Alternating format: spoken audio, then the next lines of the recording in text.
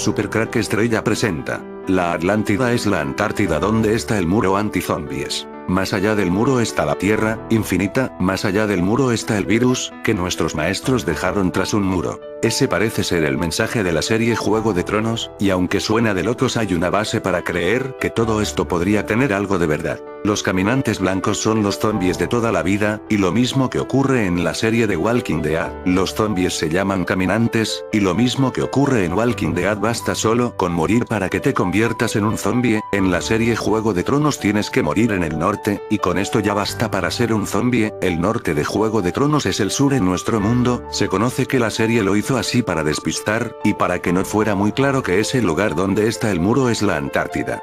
El lugar donde está nuestro sur, el lugar donde está nuestro muro que nos separa del virus zombies. Hace 12.000 años había una raza de humanos casi más avanzada que la nuestra. Aquellos seres fueron llamados antidiluvianos por ser antes de que fuera el diluvio. Me estoy refiriendo a la Atlántida, que cada vez queda más claro que es nuestra Antártida, y de esto hay un estudio que lo demuestra, pero de eso hablaremos más adelante. Así que hace 12.000 años los atlantes vivían en una tierra infinita, así como suena la tierra era infinita, no había límites en la tierra, el mundo estaba controlado por reinos, los atlantes dominaban 7 reinos, hoy en día llamados continentes.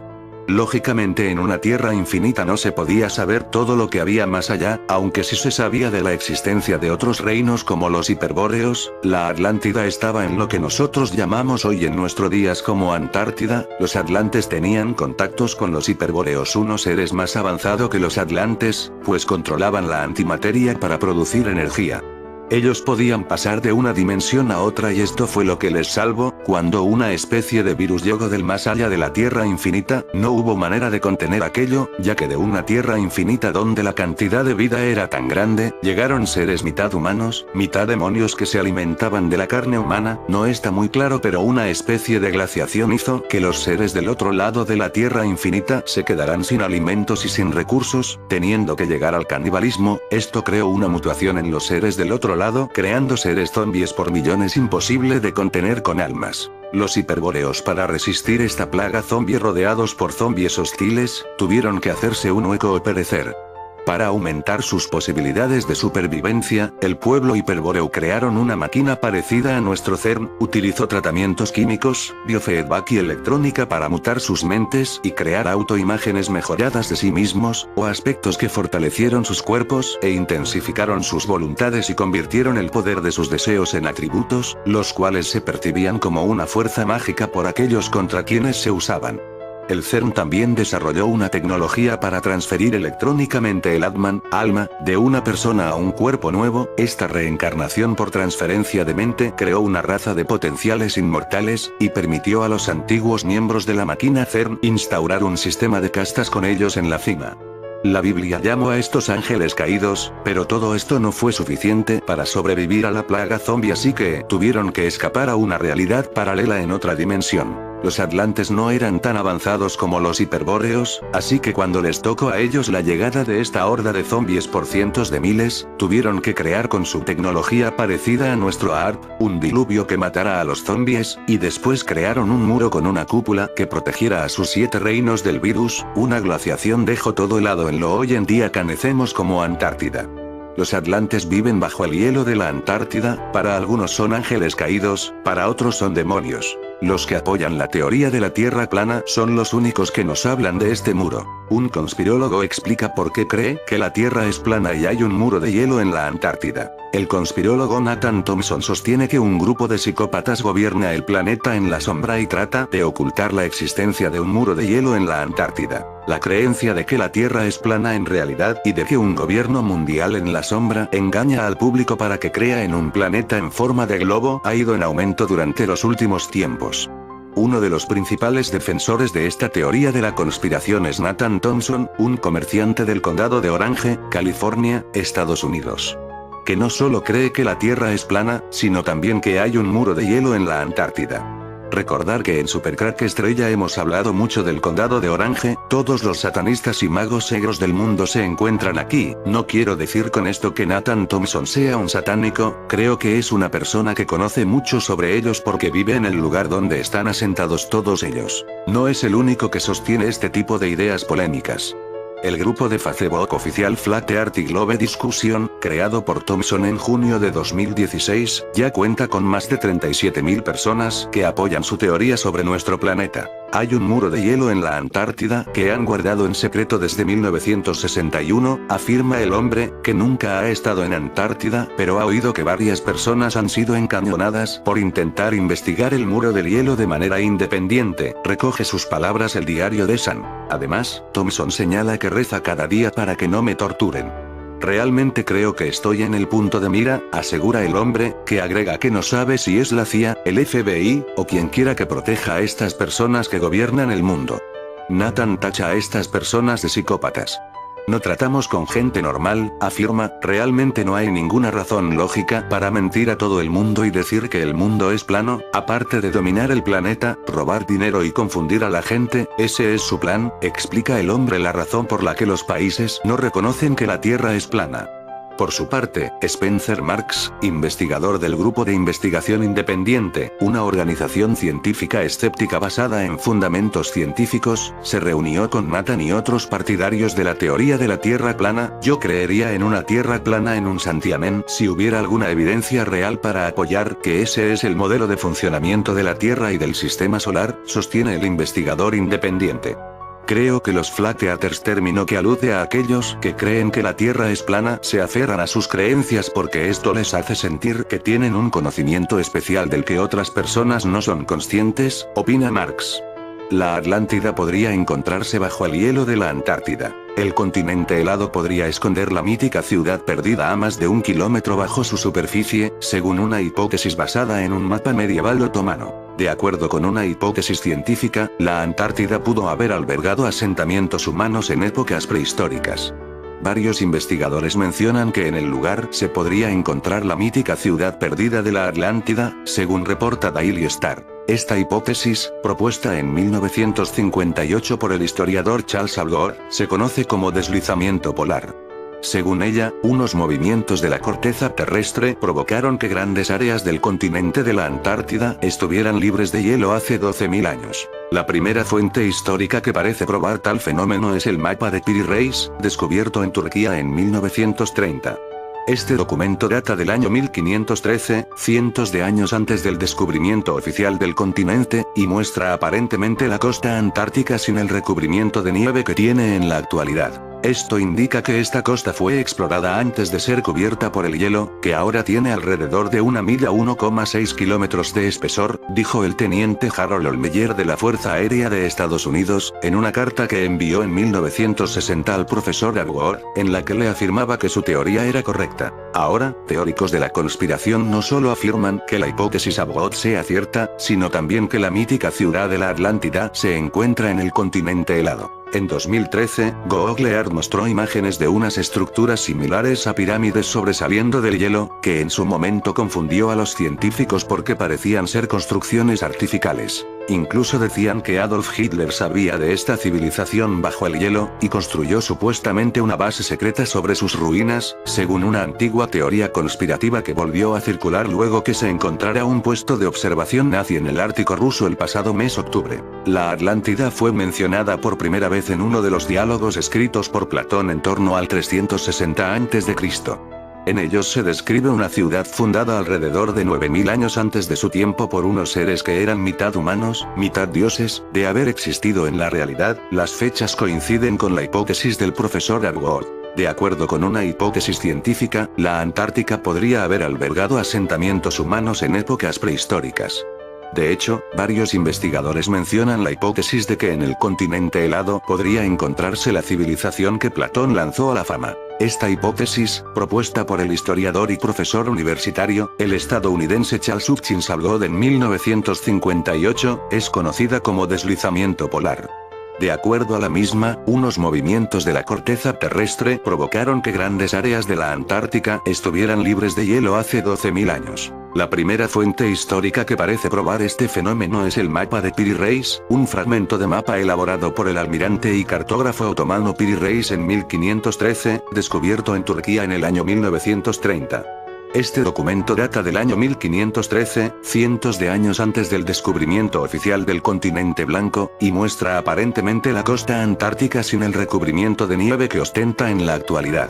Esto indica que esta costa fue explorada antes de ser cubierta por el hielo, que ahora tiene alrededor de 1 milla, 1,6 kilómetros, de espesor, dijo el teniente Harold Olmeyer de la Fuerza Aérea de Estados Unidos en una carta que envió en 1960 al profesor Arbor, en la que afirmaba que su teoría le parecía la correcta, tras haber trabajado él en el Polo Sur. De inmediato saltaron aquellos teóricos de que todo es una conspiración y que no solo afirman que la hipótesis Abbott es cierta, sino que además la mítica ciudad de la Atlántida se encuentra en la Antártida, aunque Platón la situó muy lejos de allí. La Biblia y la Atlántida, ¿mito o realidad? Millones de personas en todo el mundo y en todas las edades, desde filósofos, sabios, científicos y personas común y corrientes, apasionadas por los grandes enigmas de la humanidad se han hecho esta pregunta, cuyo origen se remonta a la narración que hizo el filósofo ateniense Platón y que pone en boca de Critías, uno de sus interlocutores en sus famosos diálogos. El relato, desgraciadamente, está inconcluso, aparece en 2 obras, Timeo es la primera y en ella se describe una civilización antiquísima de origen divino situada más allá de las columnas de Hércules, es decir, en el estrecho de Gibraltar. Según el escrito, la isla donde estaba el poder central de los atlantes era mayor que Libia y el Asia reunidas. Según el relato, el origen de esta civilización es de la unión del dios Neptuno con una mortal hipótesis a tener muy en cuenta cuando analicemos lo que la Biblia dice. Esta civilización vivió una época dorada muy apegada a la verdad, generosidad, moderación en su modo de vida y muy sabios en todo tipo de ciencias. Algunos han identificado a los atlantes como una generación surgida después de Mu, la civilización de la Madre Tierra. Esta vida paradisíaca, según el relato, llegó a su fin cuando los atlantes se corrompieron y Júpiter, después de haber reunido a los otros dioses, les dijo, y hasta aquí llega el relato de Platón, lo que les dijo Júpiter no debe de haber sido agradable, pues la hecatombe que cayó sobre los atlantes los sepultó bajo el mar. Actualmente no existe una evidencia científica sobre la existencia real de la Atlántida, sino hipótesis reunidas por aquí y por allá, siendo muy lento su análisis y posterior confirmación. Hay indicios de que hubo una generación ubicada, según algunos, en el 10.000 a.C. y que fue la generación de un pueblo de gigantes, tanto en lo físico como en poder y sabiduría, que guiaron un culto de alcance universal basado en la construcción piramidal y dedicado al dios Sol, el Ra de los egipcios, en los solsticios de verano. Esta forma de edificación piramidal está representada en todo el mundo, incluso, según análisis de expertos que estudiaron las fotografías enviadas desde Marte, aparecen en un lugar tan lejano a la Tierra para aquella época que da la impresión, por su estructura y forma, que alguien la plasmó en el valle de Sidonia al norte del planeta rojo, asociándolas a esa civilización increíble que nosotros llamamos los atlantes. Tablillas sumerias describen la interacción entre seres extraterrestres unidos a seres humanos, a quienes les traspasaron gran poder y conocimiento sobre todas las ciencias. La ubicación exacta de la ciudad de la Atlántida es objeto de distintas posiciones, desde el norte de África, cerca de España en Tenerife, hasta quienes la ubican en la Antártida, continente antes cálido y con un medio ambiente casi tropical. Pero cada vez queda más claro que era la Antártida. Y que estos atlantes sacrificaron sus vidas para protegernos de lo que hay más allá del muro, el mundo antidiluviano. Nuestra civilización está acostumbrada a la existencia geológica y de biodiversidad actual de nuestro planeta. Para comprender el mundo antidiluviano hay que abrir la mente y enfocarse en un hábitat total y absolutamente diferente a todo lo que nos rodea. Según la Biblia, y sin mayores explicaciones de curiosidad científica, Dios creó los cielos y la tierra, por lo tanto estamos en un terreno en donde, por fe, creemos un acto de creación por parte de un ser todopoderoso, en donde nuestra ciencia no tiene injerencia alguna, y por lo tanto no puede contradecir o negar la teoría creacionista. A continuación vamos a analizar algunas características de este mundo antidiluviano maravilloso que hace miles de años pasó al olvido. Condiciones geográficas. Existía un solo continente o reunión de tierra seca, el famoso Pangea de los científicos, y un lugar, de quizás, solo un 30 o 40% de aguas denominadas mares, distinto a lo que vemos actualmente en que el 70% del planeta es agua y solo un 30% tierra.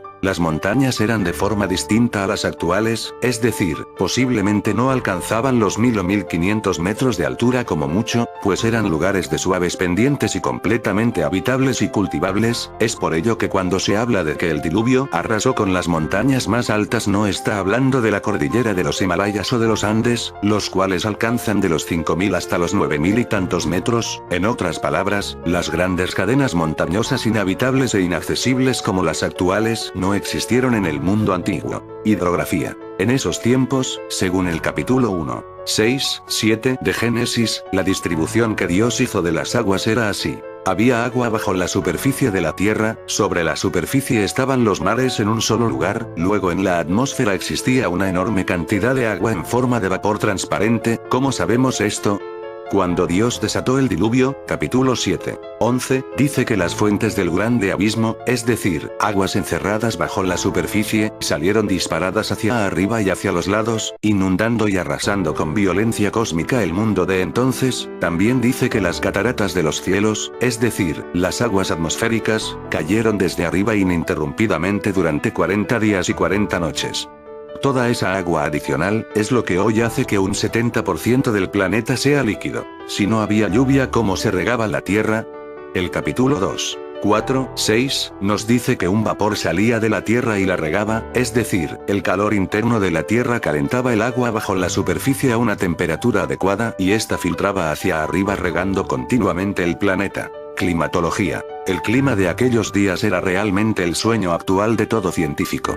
La temperatura era la de un invernadero perfecto, es decir, con unos 25 o 28 Celsius permanente, con una irrigación igual, lo que permitía un crecimiento continuo y con varias cosechas al año, tanto de semillas como de frutos, es decir, había alimento disponible para el reino animal, sin que estos tuviesen que realizar las tremendas migraciones como las que se ven en África y en otros lugares del mundo. Este era realmente un vergel, con sobreabundancia de comida para todos. La coraza atmosférica. Aparte de la capa térmica que protegía a la Tierra para impedir que, por ejemplo, meteoros llegaran a la superficie, el dosel de aguas en forma de vapor transparente impedía la filtración de rayos letales tales como los cósmicos, ultravioleta, neutrones, etc., que son los que destruyen genes y células causando enfermedades, envejecimiento en toda forma de vida. Esa es, aparte de la sentencia divina por el pecado o como consecuencia de este, y el por qué los antidiluvianos alcanzaron edades de casi 1000 años. Y lo más importante finalmente, una alimentación 100% sana y aprovechable, en todos los beneficios de proteínas, vitaminas y minerales, lo que dio por resultado una vida en su desarrollo máximo tanto en lo físico, gigantismo, como en lo intelectual. Nuestra generación actual en comparación con aquella, es físicamente enferma, pequeña y mentalmente atrofiada, a excepción de algunos individuos catalogados de genios, Einstein, Newton, etc., o deportistas de élite.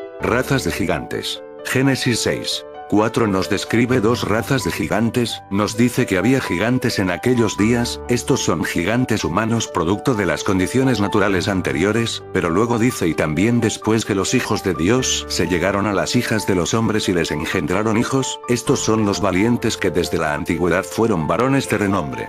Estos gigantes de segunda generación eran hijos de ángeles caídos y fueron los llamados Nefilim o hijos de los Anunnakis, término sumerio que significa los bajados del cielo. Estos seres mitad humano mitad ángel, fueron en realidad híbridos, dotados física y mentalmente muy superiores a los gigantes humanos. Ellos fueron los que desataron la ira de Dios, cuando por medio de la violencia, impusieron la religión de templos piramidales de adoración al sol, de los cuales se encuentran construcciones tanto bajo el agua como en tierra en todo el mundo. Esta religión fue impuesta a manera de eliminar todo culto y adoración al creador de la raza adámica. Fue tal el éxito de los Anunnaki que al final solo quedó Noé, como el último que creyó por fe, en el Dios verdadero, por eso, es decir, por su fe fue declarado justo y se salvó. Todo aquello relacionado con naves luminosas y seres o semidioses brillantes bajando de ellas para instruir a la raza de los Atlantes o Nefilim, en todas las ciencias, algunas de ellas muy superiores a las nuestras como está demostrado por los expertos en civilizaciones antiguas, no son nada más y nada menos que la actividad visible de los ángeles caídos, sobre los humanos. Una pregunta: ¿cuál fue el propósito central de instaurar una raza híbrida en la generación postadánica? Satanás sabía de la sentencia que Dios pronunció en el huerto de Edén referente a una simiente, el futuro Hijo de Dios, Jesucristo, que le destrozaría la cabeza, es decir, terminaría con su imperio. Entonces había que corromper la raza humana lo más rápido posible. Para ello el obrar de los Nefilim era ser que la generación humana se corrompiera física y espiritualmente para que el Hijo de Dios no pudiese nacer. La única solución por parte de Dios fue el diluvio universal y, a partir de Noé, generar una nueva raza para cumplir el propósito de la redención miles de años después. Esta es la explicación bíblica a la real existencia de la Atlántida. Sin embargo, no existen, como ya dije, comprobaciones científicas bien documentadas sobre este continente. En cambio, en lo referente a un continente que existió en el Océano Pacífico llamado Lemuria o, que es lo mismo, el continente perdido de Mu, si las hay, el angloamericano James Chukward, un especialista en continentes antidiluvianos, ha expuesto argumentos contundentes que estas razas de gigantes fueron contemporáneas de los supuestos atlantes, y para ello expone pruebas concluyentes. Lo que une a estas generaciones de gigantes es que tanto los lemurianos y los atlantes fueron destruidos en un cataclismo universal, quedando solo los restos de una civilización increíblemente adelantada pero perversa. El libro de Judas en el Nuevo Testamento da una luz brillante sobre el tema que cubre cientos de libros. En él se nos describe que estos semidioses llamados ángeles fueron puestos en prisiones de oscuridad por no haber guardado su dignidad, su alta investidura como hijos de Dios. Estos son los ángeles caídos que interactuaron en el mundo antidiluviano engendrando gigantes híbridos. Después del diluvio trataron de hacer lo mismo y de ahí vemos que la Biblia relata la aparición de gigantes como Goliat y los hijos de Anak, pero Dios en esta ocasión se vio obligado a encerrar a estos ángeles y los gigantes fueron exterminados por la nación de Israel. Libro de Josué. En fin, amigos de Supercrack Estrella, si el video te gustó, pulgar arriba. Dicen que existen puertas a otra dimensión. Pequeños agujeros que te hacen viajar en el tiempo, o te llevan a lugares lejanos y desconocidos. Aunque parezca un cuento de hadas, existen hechos que lo evidencian. Pero esos hechos no han llegado y nunca llegarán a ser noticia por lo increíble que pueden parecer y por los desastres que podrían promover, sobre todo a nivel psicológico. Solo Internet y algunas revistas parapsicológicas hacen hito de ello, lo que les quita importancia y se llega a pensar incluso que la noticia ha sido un invento del hombre para aumentar el número de lectores o de visitas a la página. Ya se sabe que es lema del ser humano: si no veo, no creo. Pero existen personas, llámense elegidos o trotamundos fortuitos, que han dado con estas puertas. Algunos han vuelto para contarlo, otros no han regresado jamás. Sigue pareciendo un cuento de hadas, ¿verdad? Bueno, entonces dejaré algunas noticias para que lo comentéis. El millonario Steve Fossett podría haber encontrado una puerta a otra dimensión. Aunque se le ha declarado legalmente muerto después de desaparecer el pasado 3 de septiembre mientras volaba sobre el desierto de Nevada, al parecer, el millonario le comentó a varios amigos que había encontrado una puerta a otra dimensión, un mundo habitado por seres humanoides que ya había visitado. Según Fossett, el emplazamiento de su puerta variaba cada cierto tiempo. David Lamb, un honrado agricultor de Tennessee, Estados Unidos, era un hombre de vida pacífica, cuya única afición, aparte de sus labores en la granja, era la familia. Había conseguido levantar una próspera explotación ganadera, que era un negocio exclusivamente familiar. Su desaparición ocurrió ante su mujer, sus hijos, un carretero y el juez del pueblo cercano que llegaba de visita. Era en pleno día, un 23 de septiembre del año 1880. El granjero se acercó a dar la bienvenida al juez, y en un lugar intermedio entre su familia y el visitante, David Lamb se esfumó de repente, ante los ojos atónitos de todos los presentes. Quedó un cerco de hierbas amarillentas, como si se hubiera quemado un poco, tostadas por un calor enorme e instantáneo. Se le buscó por los alrededores, sin obtener ni el más mínimo resultado, aunque todos los que presenciaron el hecho sabían que era una búsqueda absurda. David Lamb no volvió a aparecer. Y unos pocos días más tarde, cuando ya la familia se había casi resignado a su pérdida y a una explicación racional, uno de los hijos le oyó pedir lastimeramente auxilio, por encima del cerco de hierba dentro del cual había desaparecido. Como si por un agujero en el espacio hubiera pasado a un mundo distinto, pero paralelo y unido, muy cercano al nuestro. El descubrimiento de la antimateria podría ser la clave. ¿Qué sucede cuando la materia y la antimateria entran en contacto? La desintegración total y absoluta de ambas, fulminantemente, sin dejar rastro alguno, y liberando una cantidad de energía inusitada por pequeño que sea el objeto. Tal vez esta teoría pudiera explicar por qué la hierba sobre la que pisó David Lam, en la última milésima de segundo de su vida, quedó ligeramente abrasada y tardó en recobrar su frescura y su verdor muchas semanas. Quizá David Lam se encontrara con su anti-David Lam y ambos desaparecieron juntos. En este caso, otra familia Lang lloró la pérdida de otro David en otro mundo de identidad ignorada. Experiencia real relatada por la protagonista 1. Lo que voy a relatarte a continuación sucedió hará un par de años en la zona de Alicante. Por motivos personales, una amiga y yo hacíamos frecuentes viajes a Alicante entre los meses de junio y septiembre del año 2000.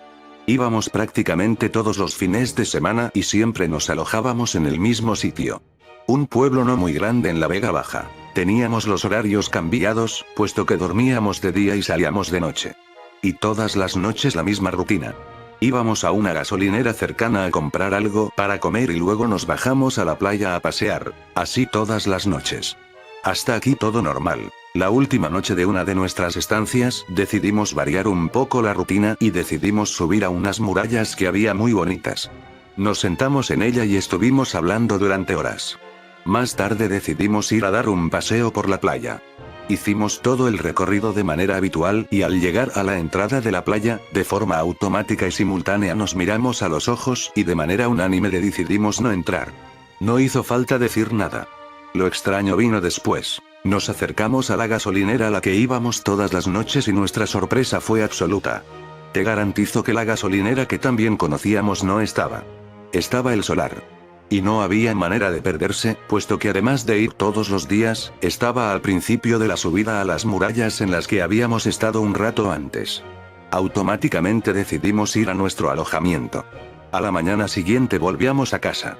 El autobús pasó por la gasolinera. De forma unánime y sin hablarlo, decidimos no volver a poner los pies por aquella zona. Han pasado cerca de 3 años y es ahora cuando entre nosotras hemos comentado el suceso. Por más que hemos tratado de buscar una explicación lógica, no la hemos encontrado. Y lo vimos las dos. Hola. Soy de Argentina y te envío un par de experiencias reales que ocurrieron a personas de mi familia. Una de ellas le ocurrió a mi tío y es esta. Salió de su casa y fue a la panadería. Hizo sus compras, pero cuando salió de la panadería, le ocurrió una cosa muy extraña. En lugar de encontrarse con el paisaje habitual, se encontró en medio del campo.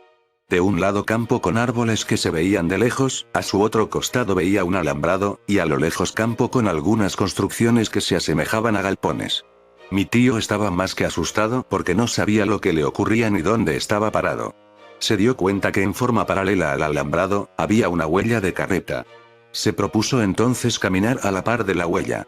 Cuenta que caminó unos pasos, hasta que se encontró frente al tronco pequeño de un árbol y como seguía asustado, apoyó una mano sobre el tronco y sobre la mano su frente, cerrando fuerte los ojos, intentando entender lo que estaba pasando. Cuando abrió sus ojos, vio que el tronco en donde estaba apoyado ya no era pequeño, sino grande, como de árbol viejo. Y ya no estaba en el campo sino en su barrio, a 2 cuadras, calles, de su domicilio. Nunca le encontró explicación ni motivo a lo que le había ocurrido. Como si hubiese visto a ese lugar como era en el pasado. En internet intenté buscar información sobre esos casos. Parece ser que existe un fenómeno llamado time sleep, por el cual la persona ve el lugar en donde está no como es actualmente sino como era en un tiempo pasado.